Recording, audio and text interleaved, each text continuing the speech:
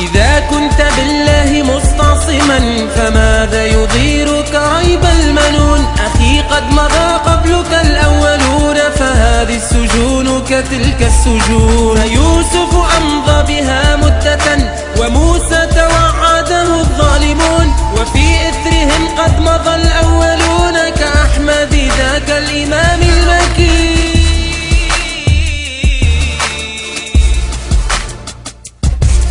مئات ألوف من الصالحين أقاموا زمانا بهذه السجون، فلا تضعفن أخي أو تهون إذا جاء دورك أو تستكين. ولست وحيدا بهذه الطريق فتلك القوافل عبر السنين، فإن كان هذا لرب ودين فأين الثبات وأين اليقين؟